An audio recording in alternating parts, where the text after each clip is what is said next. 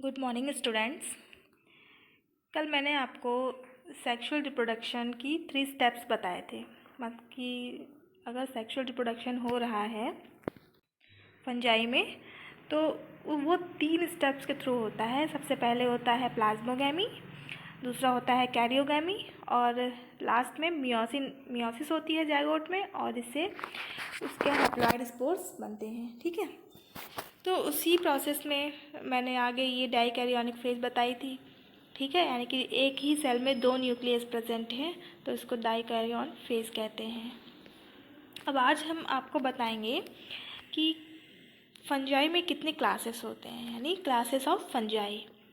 ठीक है, तो फर्स्ट है फाइकोमाइसिटीज। फंजाई में फर्स्ट क्लास आता है फाइकोमाइसिटीज। तो इसके पॉइंट्स देख लेते हैं हम। क्या है पहला, grow on decaying would. Decaying would मतलब होती है सड़ी गली वुड पे, ठीक है, सड़ी गली लकड़ी के ऊपर। और as obligate parasite on plants, यानी कि ऑब्लिगेट पैरासाइट होती है, यानी कि प्लांट्स के ऊपर ही ये पैरासाइट होती है। ठीक है, ऑब्लिगेट पैरासाइट का मतलब होता है तो ये वहाँ पर ग्रो करता है। ठीक है, नेक्स्ट है माइसीलियम एसेप्टेट होता है एंड सिनोसिटिक होता है। देखिए माइसीलियम मैं आपको कल बता चुकी हूँ कि होता क्या है। माइसीलियम होता है बहुत सारे हाइफी, मतलब इस तरीके से हाइफी हैं, एक हाइफी और बहुत सारे हाइफी जब कनेक्ट हो जाते हैं तो उनको हम बोलते हैं माइसीलियम। ठीक है, एसेप्टेट का मतलब क्या होता है, जैसे कि कोई एक माइसीलियम है उसमें सेप्टा बने हुए हैं, यानी डिवीज़न है बीच बीच में, और हर डिवीज़न में एक न्यूक्लियस होता है। ठीक है, अगर ए सेप्टेट है, ए मतलब होता है नहीं, सेप्टेट मतलब सेप्टा, जिसमें सेप्टा नहीं है, यानी कि इस तरीके से होगा वो। ठीक है, और सीनोसिटिक, सीनोसिटिक मतलब होता है बहुत सारे न्यूक्लियस हैं उसके अंदर। ठीक है, क्योंकि सब सेप्टा नहीं है तो हर सेल के न्यूक्लियस उसमें पड़े रहेंगे। इतनी बात समझ में आई। तो यहाँ पर 2 वर्ड्स हैं जिनकी मीनिंग समझना बहुत ज़रूरी है। पहला हो गया एसेप्टेट, यानी सेप्टा नहीं है, सीनोसिटिक मतलब बहुत सारे न्यूक्लियाई हैं उसमें। माइसीलियम आपको बता चुकी हूँ। नेक्स्ट है spore. Spores produced endogenously in sporangium, यानी कि इसकी एक स्पोरेंजिया होती है जिसके अंदर ही क्या बनते हैं, स्पोर बनते हैं। ठीक है, नेक्स्ट ए सेक्सुअल रिप्रोडक्शन बाय जूस्पोर और ए प्लानोस्पोर। ठीक है, उसको जूस्पोर भी कह सकते हैं या ए प्लानोस्पोर भी कह सकते हैं। देखिए ए सेक्सुअल रिप्रोडक्शन मैंने आपको बताया कि सिंगल पेरेंट इन्वॉल्व होता है उसमें। ठीक है, नेक्स्ट है zygospores are formed by the fusion of gametes. देखिए जब 2 फ्यूजन गैमीट्स फ्यूज होते हैं इसके, देखिए इसमें एक स्पोर को इसका प्लस स्ट्रेन मान लेते हैं या मेल मान लेते हैं और दूसरे को फीमेल मान लेते हैं, और जब ये फ्यूज़ करते हैं तो बनता है जाइगोस्पोर। ठीक है, इस तरीके से भी हम कह सकते हैं। एग्जाम्पल है राइजोपस, एल्ब्यूको और म्यूकर, इनमें जाइगोस्पोर बनते हैं। नेक्स्ट क्लास आता है एस्कोमाइसिटीज़, यानी कि पहला हो गया आपका फाइकोमाइसिटीज़ और दूसरा हो गया एस्कोमाइसिटीज़।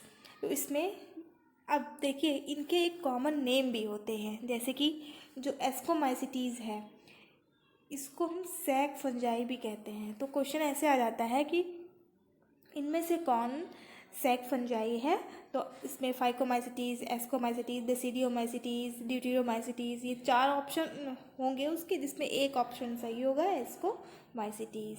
ठीक है, इसका कॉमन नेम है sac fungi, very important question. Next point है आर, मतलब एस्कोमाइसिटीज़ आर सैप्रोफिटिक। सैप्रोफिटिक का मतलब होता है फिर से डिकेइंग, मतलब कि सड़े गले चीज़ों पर ये आ जाते हैं। डिकम्पोजर्स एंड पैरासिटिक और कॉप्रोफिलस ग्रोइंग ऑन डंग। देखिए कॉप्रोफिलस मतलब होता है जो डंग के ऊपर ग्रो कर जाए। ठीक है, तो जैसे ये उसके अंदर आता है।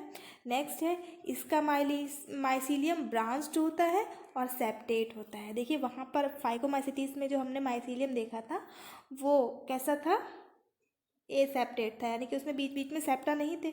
लेकिन यहाँ पर जो माइसीलियम है उसमें बीच बीच में सेप्टा प्रेजेंट है। ठीक है, इससे पहले वाली एक चीज़ आप देख लीजिए, कॉप्रोफिलस ये वर्ड आ जाता है बार बार, तो डंग के ऊपर ग्रो करना है। ठीक है, तो ये आ जाता है कॉप्रोफिलस में। नेक्स्ट, ये इसमें कौन से फंजाई आएंगे? एस्कोमाइसिटीज आएंगे। ठीक है, तो इसके नेक्स्ट पॉइंट पे हम चलते हैं, ए सेक्शुअल रिप्रोडक्शन। ठीक है, तो इसमें asexual spore are called conidia. अब जैसे कि जो ए सेक्शुअल रिप्रोडक्शन हो रहा है तो उसमें बनते हैं स्पोर। ठीक है, और उन स्पोर को हम क्या बोलते हैं? कोनिडिया। प्रोड्यूस्ड एक्सोजीनसली, यहाँ पर ये प्रोड्यूस्ड है। ठीक है, ये थोड़ा सा स्प्रिंट हो गया है, यहाँ पे आप क्या लिख लेंगे? प्रोड्यूस्ड, एक मिनट, पी। ठीक है, तो प्रोड्यूस्ड हो जाएगा, produced exogenously on the conidiophore. ये क्या हो रहा है? यहाँ पर है सी, सी। ठीक है, यहाँ पे पी आ जाएगा, produced and exogenously on the conidiophore. अब देखिए, फोर मतलब होता है PHORES। फोर्स मतलब होता है किसी भी चीज़ को धारण करना। ठीक है, अपने ऊपर धारण करना। अब इससे पहले क्या लगा? फोर है यहाँ पर, इससे पहले क्या लगा? कोनिडियो। इसका मतलब क्या होंगे इसके? ये क्या धारण किया होगा? कोनिडिया। और कोनिडिया है क्या? एसेक्सुअल स्पोर हैं। ठीक है, तो जो स्पोरेंजिया कोनिडिया को धारण किए हैं उसको हम कहेंगे कोनिडियोफोर। समझ में आ गई बात? Next, sexual spores are called ascospore. देखिए, यहाँ पर एक चीज़ समझने वाली है कि जो एस्कोमाइसिटीज क्लास है उसके एसेक्सुअल स्पोर्स को हम कहते हैं कोनिडिया। ठीक है, और सेक्सुअल स्पोर्स को क्या कहते हैं? एस्कोस्पोर, क्योंकि वो किसके अंदर होते हैं? एस्कस के अंदर होते हैं। ठीक है, यहाँ पर भी पी आएगा, प्रोड्यूस्ड एंडोजिनसली और प्रोड्यूस्ड इनसाइड फ्रूटिंग बॉडी। ये इन है, यहाँ पर इन आएगा, आई और N, inside fruiting body called ascocarp. Very important question, this is very important question कि एस्कोकार्प फ्रूटिंग बॉडी कौन से क्लास के फंजाई में पाई जाती है? तो किस में पाई जाएगी? एस्कोमाइसिटीज में। देखिए, नाम से भी इसके आ रहा है, यहाँ पर एस्कस आ रहा है ना, एस्को, और फंजाई उसका क्लास का नाम क्या है? एस्कोमाइसिटीज। इसका मतलब एस्कोकार्प इसकी फ्रूटिंग बॉडी होती है, कार्प मतलब फ्रूटिंग बॉडी। ठीक है, नेक्स्ट, इसमें एग्जाम्पल, इसमें कौन कौन से फंगस आते हैं? तो इसमें सबसे पहला फंगस एस्परजिलस, न्यूरोस्पोरा, सैक्रोमाइसिटीज, यहाँ पे एस है। ठीक है, सैक्रोमाइसिटीज जो कि एक यूनिसेलुलर फंजाई है। ये तो मल्टी सेलुलर है लेकिन ये यूनिसेलुलर फंजाई है। क्वेश्चन भी आ जाता है कि एस्कोमाइसिटीज की कोई यूनिसेलुलर फंजाई बताइए, तो ये इसमें आ जाता है क्लैविसेप्स। ठीक है, तो ये सब आ जाते हैं इसमें। 3-4 याद रखने की आपको ज़रूरत है, ये एस्कोमाइसिटीज और सैक्रोमाइसिटीज और ये क्लैविसेप्स। ठीक, ये देखिए डायग्राम है म्यूकर का, नेक्स्ट में आएगा। ठीक, तो नेक्स्ट जो फंजाई है आपकी, सॉरी क्लास है, वो आ जाता है बेसिडियोमाइसिटीज। अब बेसिडियोमाइसिटीज में क्या आता है? देखिए, इसका माइसीलियम देखिए, माइसीलियम सेप्टेट होता है, यानी कि इसमें सेप्टा प्रेजेंट होते हैं। समझ में आई गया होगा कि आपको सेप्टा क्या होते हैं, बीच बीच में अगर सेप्टा लगे हुए। ठीक है, डिवीज़न है। नेक्स्ट, और ब्रांच्ड होता है, क्योंकि माइसीलियम है और माइसीलियम है तो ब्रांच होगा ही। Next, generally asexual spores are not found. Asexual spores के अंदर जनरली नहीं पाए जाते हैं, कभी कभी हो सकता है मिल जाए लेकिन जनरली नहीं पाए जाते हैं। नेक्स्ट है vegetative reproduction by fragmentation. Fragmentation क्या होता है? कोई भी फ्रूटिंग बॉडी है वो टूट गई, और जब टूट के, मान लिया ये फ्रूटिंग बॉडी है कोई, ठीक है, टूट गई बीच बीच से, और टूटने के बाद जितने भागों में टूटेगी, हर जितने भाग होंगे उससे एक नई फ्रूटिंग बॉडी बन जाएगी, ठीक है, जितने भी भाग होंगे। तो ये एक ये हो गया वेजिटेटिव रिप्रोडक्शन, फ्रेगमेंटेशन के थ्रू होता है। नेक्स्ट है sexual reproduction by fusion of vegetative और somatic cells to form basidium produced in basidiocarp, ठीक है। अब यहाँ पर एक चीज़ देखिए, इसकी फ्रूटिंग बॉडी को क्या कहते हैं, उसकी क्या कहेंगे, एस्कोकार्प कहते हैं, ठीक है। इसकी को कहेंगे बेसिडियोकार्प फ्रूटिंग बॉडी को, और इसके अंदर होते क्या है, बेसिडियम होते हैं। ये सेक्सुअल इसकी स्टेज होती है रिप्रोडक्शन की। नेक्स्ट आता है बेसिडियम प्रोड्यूस्ड 4 बेसिडियोस्पोर। अब एक चीज़ देखिए यहाँ पर, जैसे मैं बोल रही हूँ कि बेसिडियोस्पोर, बेसिडियम, ठीक है, बेसिडियोकार्प, तो बेसिडियोकार्प है ये, इसके अंदर होंगे क्या, बेसिडियम, और बेसिडियम के अंदर बेसिडियोस्पोर हैं, कितने हैं, 4। तो मान लिया ये बेसिडियोकार्प, बेसिडियम और इसके अंदर 4 बेसिडियोस्पोर। इस तरीके से ये सिस्टम चलता है, ठीक है। तो basidium produces 4 basidiospore exogenously after meiosis. Meiosis के बाद 4 बेसिडियोस्पोर ये एक्सर्ट करता है, ठीक है। नेक्स्ट इसके एग्जाम्पल हो जाएंगे कौन कौन से, एगेरिकस। एगेरिकस आप जानते होंगे क्या है, मशरूम, ठीक है, अस्टिलागो, पक्सिनिया, ये सारे एग्जाम्पल हैं बेसिडियोमाइसिटीज़ के। तो ये मशरूम तो आप बहुत जानते होंगे, जो इसका कॉमन नेम है एगेरिकस का मशरूम, ठीक है। नेक्स्ट आता है, ये देखिए बेसिडियोमाइसिटीज़ के क्लास एक है एग्जाम्पल मशरूम यानी एगेरिकस, उसका डायग्राम भी है ये, ठीक है। ये पिछले वाले में बना हुआ था, पिछला जो मैंने अभी पढ़ाया था उसके बाद, तो उसमें आपको बनाना है ये डायग्राम। नेक्स्ट क्लास आता है ड्यूटेरोमाइसिटीज़। अब देखिए, अभी तक मैंने जो आपको क्लासेस पढ़ाए थे, सबसे पहला फाइकोमाइसिटीज़, एस्कोमाइसिटीज़ एंड बेसिडियोमाइसिटीज़, और फोर्थ आया आपका ड्यूटेरोमाइसिटीज़। इससे पहले जो मैंने आपको तीनों पढ़ाए हैं उसमें सेक्सुअल स्टेज सभी में पढ़ाई है मैंने, ठीक है। लेकिन यहाँ पर क्या होता है, सेक्सुअल स्टेज नहीं पाई जाती है, वेजिटेटिव होगी, ठीक है, और एसेक्सुअल होगी, लेकिन सेक्सुअल स्टेज प्रेजेंट नहीं होती है, एब्सेंट, ठीक। इसीलिए इस फंजाई का नाम है फंजाई इम्परफेक्टाई। क्या नाम है, फंजाई इम्परफेक्टाई, ठीक है। अब क्वेश्चन यहाँ पर क्या बनता है, देखिए, इनमें से कौन सा क्लास फंजाई इम्परफेक्टाई के नाम से जाना जाता है, तो उसमें आ जाता है आपका आंसर ड्यूटेरोमाइसिटीज़। अब देखिए पढ़ लेते हैं इसको। Called as fungi imperfecti as sexual form, यानी कि परफेक्ट स्टेज। क्यों, अब देखिए इम्परफेक्टाई क्यों कहते हैं, क्योंकि इसकी जो सेक्सुअल स्टेज को परफेक्ट स्टेज मानते हैं, और परफेक्ट स्टेज इसमें प्रेजेंट नहीं होती, तो इसलिए ये कैसा हो गया, इम्परफेक्ट हो गया, is not known for them, ठीक है, ठीक। नेक्स्ट पॉइंट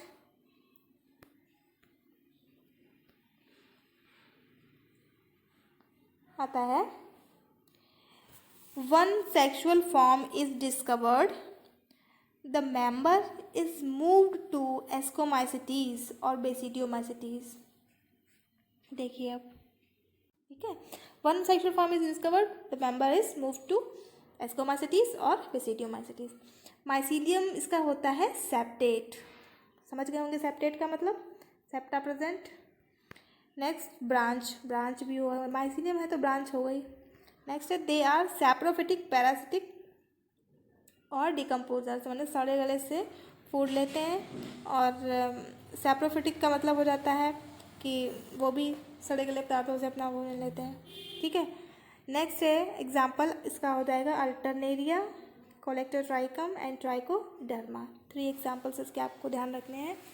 अब ऐसे भी आ सकता है कि अल्टरनेरिया किस क्लास में आता है, तो आपको बताना पड़ेगा। इससे मतलब जो भी क्लासेस में मैंने एग्जाम्पल बताए हैं आपको, उनको दे कर भी ये पूछा जा सकता है कि ये कौन से क्लास में आता है।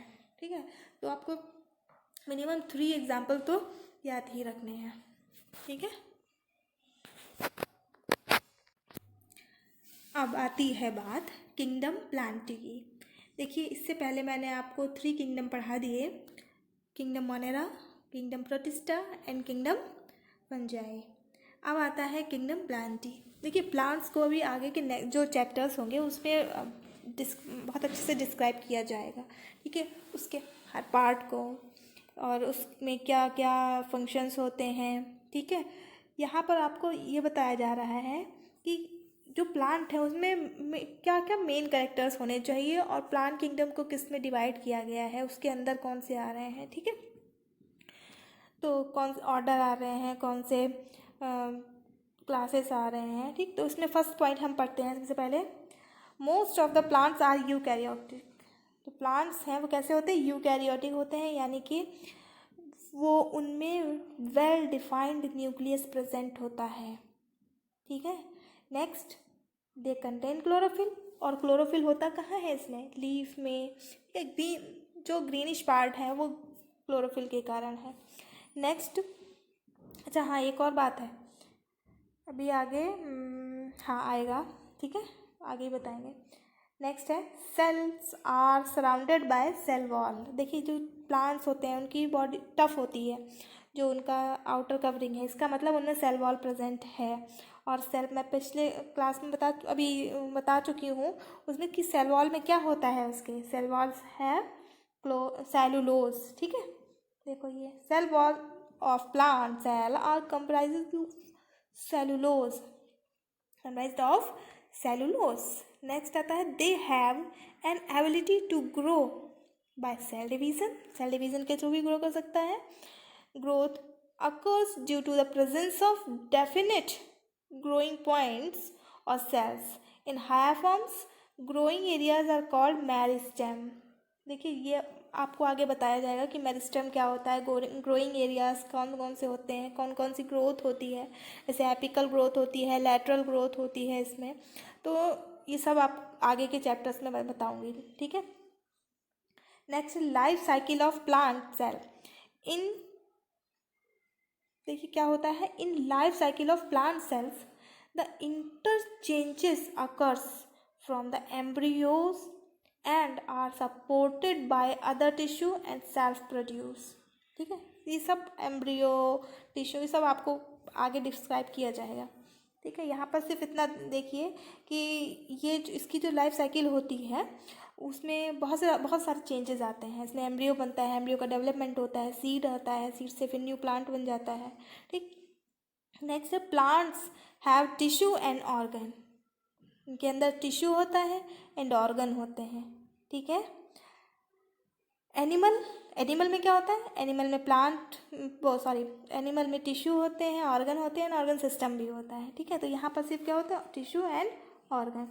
दे obtained their energy from sun through photosynthesis. देखिए, इनको हम बोलते हैं ऑटोट्रॉफ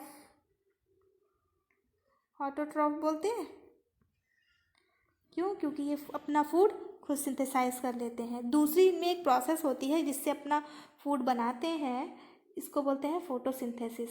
फोटोसिंथेसिस क्या है कि प्लांट्स कार्बन डाइऑक्साइड प्लस, देखिए अभी रिएक्शन को बैलेंस नहीं किया है, ऐसे मैं आपको रफली बता रही हूँ, एंड वाटर की हेल्प से बनाते हैं अपना फूड। ठीक है, और किसकी प्रेजेंस में, सनलाइट एंड क्लोरोफिल। ये फोटोसिंथेसिस की प्रोसेस होती है। कौन सी गैस रिलीज करते हैं, ऑक्सीजन गैस रिलीज करते हैं।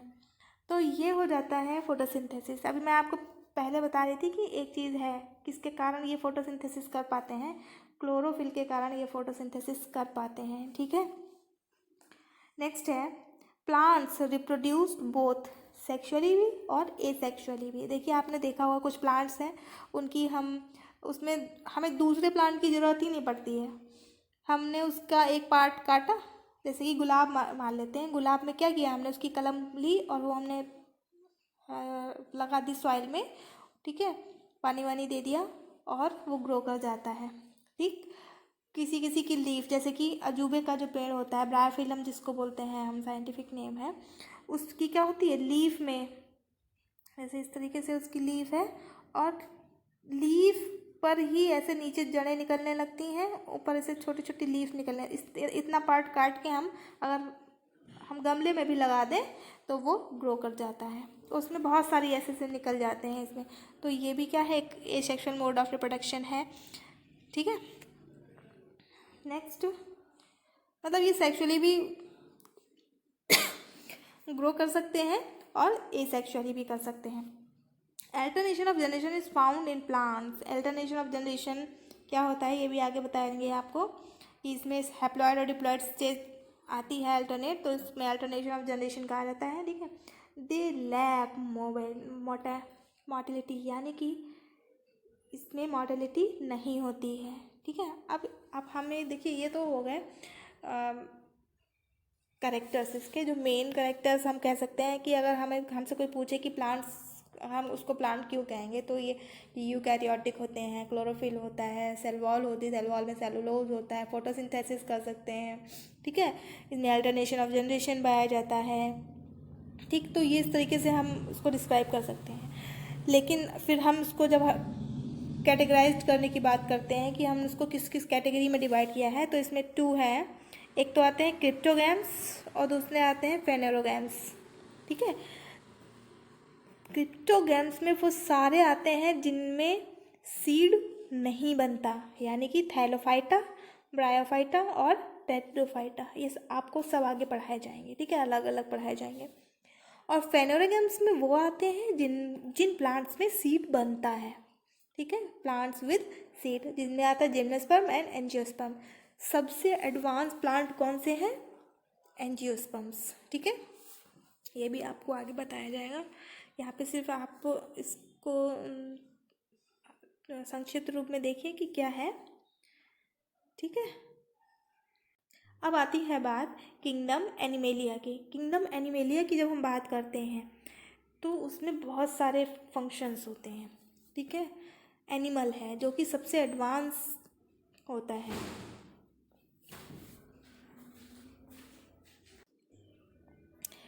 किंगडम एनिमेलिया, तो फर्स्ट पॉइंट इसका हो जाएगा कि animals are eukaryotic. Eukaryotic means इनका जो एनिमल्स आर यूकैरियोटिक। यूकैरियोटिक का मतलब होता है कि इसमें न्यूक्लियस वेल डिफाइंड है। नेक्स्ट है मल्टी सेलुलर, यानी बहुत सारी सेल्स प्रेजेंट होती हैं। And heterotrophic organism. हेटेरोट्रॉफिक का मतलब होता है कि ये अपना फूड दूसरे ऑर्गेनिज्म से लेते हैं। ठीक है, खुद फूड सिंथेसाइज नहीं कर सकते। They have multiple cells with mitochondria, यानी कि इसकी बहुत सारी सेल्स होती हैं जिन हर सेल में माइटोकॉन्ड्रिया प्रेजेंट होता है, जो कि क्या करता है, इसको हम power house of the cell भी कहते हैं, क्योंकि यहाँ पर एनर्जी का प्रोडक्शन होता है।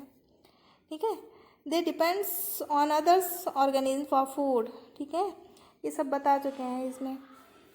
इसमें देखिए यूकैरियोटिक होते हैं तो ये सारे गोल्गी और complex endoplasmic reticulum, centriole, cytoskeleton सब प्रेजेंट होता है।